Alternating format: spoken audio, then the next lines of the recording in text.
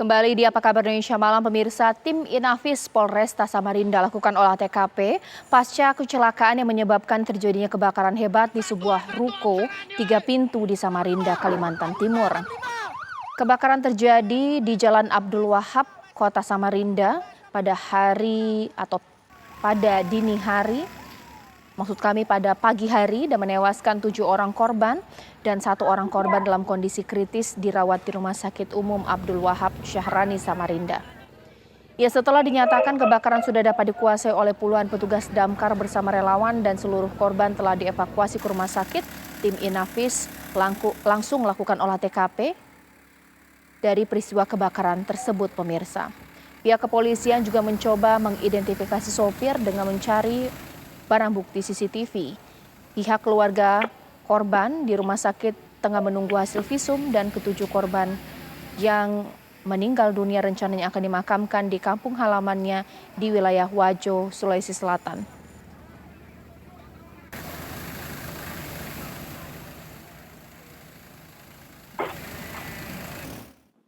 Ya, untuk memperbarui informasi ini langsung saja saya tanyakan dengan Kapolresta Samarinda, Kombes Pol Ari Fadli. Selamat malam, Pak Ari Fadli.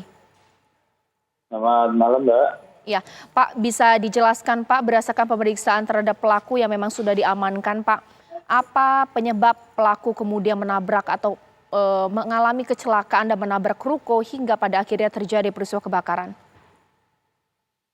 Baik, Mbak. Jadi pelaku atau terduga terlapor ini sudah berhasil kita amankan dari hasil olah TKP dan identifikasi terhadap kendaraan.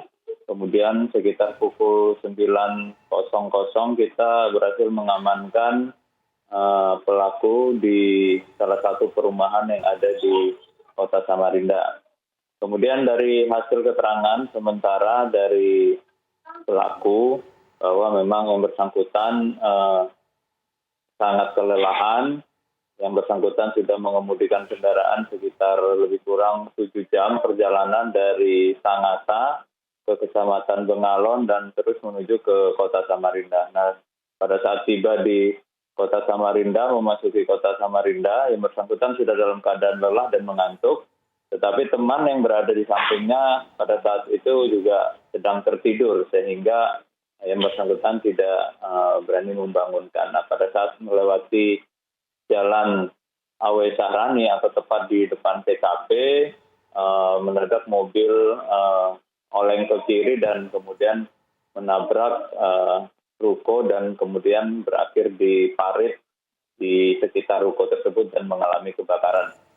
Baik, Pak, apakah benar bahwa sesaat setelah kejadian pelaku pengemudi mobil double cabin tersebut memang sempat melarikan diri, begitu Pak? Ya, jadi setelah mobil berhenti di parit, kemudian mobil menurut keterangan pelaku yang pertama mengeluarkan api atau terbakar adalah kendaraannya. Ya, jadi kendaraan tersebut yang mengalami kebakaran di kap mobil, kemudian yang bersangkutan berusaha mengeluarkan diri karena kondisi di TKP kita lihat bahwa mobil terjepit sehingga yang bersangkutan juga tidak bisa keluar lewat pintu mobil sehingga berusaha untuk memecahkan kaca mobil bagian belakang.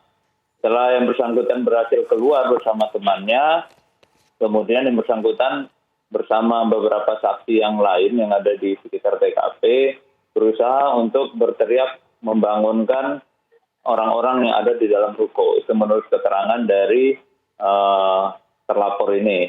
Kemudian setelah itu api kemudian menjalar dari mobil, mulai membakar ruko. Kemudian yang bersangkutan karena tidak ada respon dari dalam toko, kemudian yang bersangkutan kemudian meninggalkan tempat kejadian perkara menuju ke rumah saudaranya dan kemudian meminjam kendaraan untuk pergi ke tempat di mana mobil yang diminta mobil yang akan diantarkan tersebut. Jadi kita amankan yang bersangkutan itu di salah satu perumahan di Kota Samarinda, di mana tempat yang sebenarnya dituju awal dari kendaraan tersebut. Baik, Pak.